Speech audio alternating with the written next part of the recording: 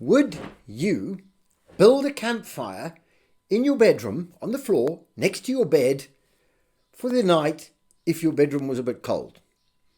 Now, that's a stupid question, and I'm going to come back to that question. Welcome to SHAPEFIXER. I'm Andrew. I'm a nutritionist. I talk about diet and exercise and lifestyle to optimize our health.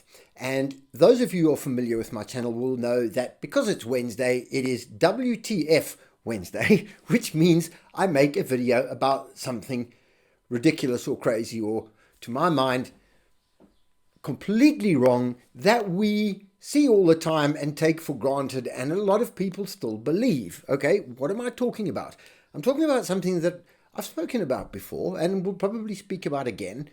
Lots of people talk about it. There are plenty of videos on the internet about it, but it still comes up. And I get asked a lot in my job as a nutritionist and as a lifestyle coach or mentor. And this is the question of heart disease, so the risk of heart attacks and stroke, and cholesterol lowering drugs, and concern about their side effects. So I'm going to come back to that ridiculous question that I asked in the beginning about would you light a fire, okay, a campfire, on the floor in your bedroom next to your bed because, hey, you want to keep warm. Please tell me there's no one out there who said yes. It sounds like a ridiculous question. So humor me for a second while I go through that analogy, and then we will come back to cholesterol and cholesterol lowering drugs and heart attack risks and all that stuff. Okay. No, you would not light a campfire in your bedroom because why? Because you'll probably burn your house down. How will you burn your house down? Your drapes or curtains will catch fire. Your blankets will catch fire. Your carpet will catch fire, and then it'll go out of control. And yes, you'll burn your house down. Did your house burn down because you had carpets and because you had blankets? No, you should have a carpet. Well, not everyone has a carpet, but it's not a crazy idea to have a carpet on your floor. You definitely should have blankets on your bed, and you probably want to have drapes or curtains on your windows. Did they cause your house to burn down? No, of course they didn't. You built a fire on the floor in your bedroom. That was the crazy thing. It was building a fire that caused your house to burn down. If you had no blankets, no carpets, no drapes, maybe your house wouldn't have burnt down immediately, but if you keep doing that, at some point your house is probably going to burn down anyway. So the problem was building a fire in your bedroom. It's totally inappropriate. There are much better ways of staying warm. Now, what has this got to do with anything? Here we go. Cholesterol.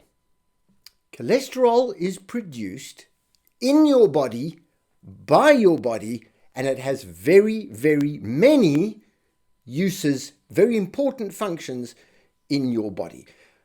We've talked about cholesterol before. Your brain is made up of a huge proportion of your brain consists of cholesterol. Your cell membranes consist of cholesterol. Cholesterol is a transport molecule. There are different types of cholesterol, so we're going to lump them all in together. And cholesterol has a very important function in your body. Now, what causes a heart attack or a stroke? It's a blockage in a blood vessel. So if you get a blockage in a blood vessel that oxygenates your heart muscle, you can starve that muscle of oxygen and it will stop working, and you kill off a part of your heart, and that might actually be enough to stop it beating, and it will kill you. That's a heart attack. If you get a blockage in a blood vessel in your brain, you kill off a piece of your brain. That is a stroke. That can leave you immobile. It can leave you unable to talk. It can be worse. It can make you unable to comprehend, or it can kill you. Those are the risks of cardiovascular heart disease. Now, what happens to your blood vessel for a blockage to occur? Your blood vessel needs to be damaged and become sticky. It gets damaged, it becomes sticky. Your body then tries to repair it by patching it. And it will patch it, and with whatever it can find, initially with white blood cells and creating a little fibrous matrix, but then other substances in your blood will get stuck in there. Those substances that get stuck in that patch, which ultimately grows into a blockage, they didn't cause the problem. Having sticky blood vessels and damaging the walls of your blood vessels, and incidentally sticky blood cells too, that is the problem. And what causes that? That is caused by high blood sugar. And so when you eat a lot of sugar or carbohydrates, the moment your blood sugar goes above the normal level, which is like 5 grams of glucose throughout your whole body, the moment it goes above that, because you're eating sugar or carbohydrates, your body immediately pumps insulin into your blood to take it out, because you don't want high blood sugar, because it damages your blood cells, it damages the walls of your arteries. You then try and fix it, you create a patch, substances in the blood get caught up in that, and then you have your heart attack. And one of the things that gets caught up in those patches is LDL cholesterol. So one of the forms of cholesterol, and that LDL needs to itself be damaged by the sugar as well, but some of it will be damaged by sugar. And those damaged LDL particles will add into the patch and contribute to the blockage. That is like the carpet in your room catching fire because you've built this fire and then contributing in some way or being involved with the burning down of your house. The carpet didn't cause the fire. The LDL did not cause the damage to your arteries. The LDL did not cause the blockage. The LDL was caught up in the blockage that was created through inflammation and through damage from sugar, from high blood sugar. So when you are put on cholesterol-lowering drugs, and I'm not telling you to go off your drugs, please, and I'm not saying that there is no urgent situation where you might need to be on these drugs, at least for a while until you can sort it out. When you are put on statins or other cholesterol-lowering drugs for a long time, like that's it, you have to be on them for the next 20 years now, what you are doing to your body is as if you were in that bedroom and saying, seeing as you are going to keep lighting a fire every single night, it'll be fine so long as you don't have drapes, curtains or blankets in your bedroom. Just make sure there's no clothes in your bedroom or nothing that can burn, and then it's fine, you can have a bonfire. So the drug companies and the doctors will tell you to take your blankets out of the bedroom. They will tell you to lower your cholesterol. And as a side, they are making money, or the pharmaceutical companies are making a lot of money, like literally billions of dollars a year out of these cholesterol drugs. Because who makes money out of telling you, listen, just stop building a fire in your bedroom? That's stupid. Telling you to stop eating sugar and stop eating carbohydrates and change your diet to a low-carb diet or a keto diet or even a carnivore diet, any diet that has low sugar, so that you don't have this inflammation, so that you don't damage or glycate your blood cells or your blood vessels. Nobody's making money out of that. But we make a lot of money out of selling you the drugs. So we will encourage you to light fires in your bedroom, tell you that's not the problem. The problem is the blankets and the carpets, but it's okay. You can pay us to come around to your house every day and check your bedroom and clear out all your clothes and your blankets. So you can pay us to take these drugs to lower the cholesterol so there's less cholesterol available to be caught up in the damage that we are going to do with this high carbohydrate, high grain, plant-based diet.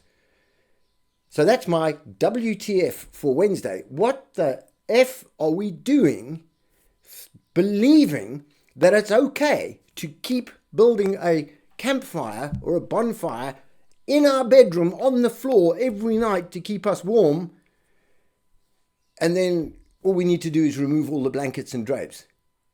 The blankets will keep you warm. The drapes will keep your room warm. Stop building the fire. That's my WTF. This obsession with lowering cholesterol instead of actually addressing the cause. Now, I am going to put a few studies with data at the bottom here. These are studies that I've used before. For example, this one about unhealthy heart outcomes, published in 2021 in OPENHEART journal, that lists the 5 greatest hazards for developing heart disease. Okay, type 2 diabetes, metabolic syndrome, obesity, smoking, high blood pressure, that's them. They increase your risk of heart disease by several hundred times. Having elevated LDL is almost not relevant. That's like saying having extra blankets on your bed increases your risk of burning your house down. Well, yeah, kind of, maybe, a little bit. If you're still building campfires in your bedroom, if you're not building a campfire in your bedroom, your blankets are not going to catch alight, or smoking in bed, or doing something stupid like that. So cholesterol is fine. And as a parting thought, and I saw this morning, so shout out to Dr. Ken Berry. I saw this in a short this morning. I thought, yeah, that's brilliant. Your body knows that sugar is toxic, which is why the moment you eat carbs and the moment your blood sugar even starts to go above 5 grams, immediately your body secretes insulin into your bloodstream to take that sugar out again, because it's damaging you. So it will push it into the cells to be burnt, or it will turn it into glycogen, put it in the muscles to be burnt, a little bit later on. And if that's not possible because your muscles are full of glycogen, it will actually turn that sugar back into fat, into triglycerides, and deposit it around your liver, and you will build up visceral fat and become overweight. Your body takes the sugar out of your blood immediately because it's bad for you. If elevated LDL is so bad for you, why is there absolutely no emergency mechanism in your body to pull that down again? There's nothing. Your body does nothing. Your body creates LDL and HDL and all the other cholesterols, chylomicrons, all that stuff, builds them, puts them in the blood, regulates them as per their requirement, and makes more or makes less depending on how much of it you eat. So if you eat more cholesterol, your body doesn't have to make as much. It's all fine. It's all regulated. It's all there for a purpose. It's good for you. We have to take drugs to lower it? No. We need to stop lighting fires in our bedroom on the floor. We need to stop eating sugar, and we need to stop damaging our blood cells and damaging our blood vessels, so that we have to start repairing them. And then what happens? We damage some of the cholesterol, and that damaged cholesterol gets caught up in the repair of the damage and contributes indirectly to the blockage and the heart attack and the stroke.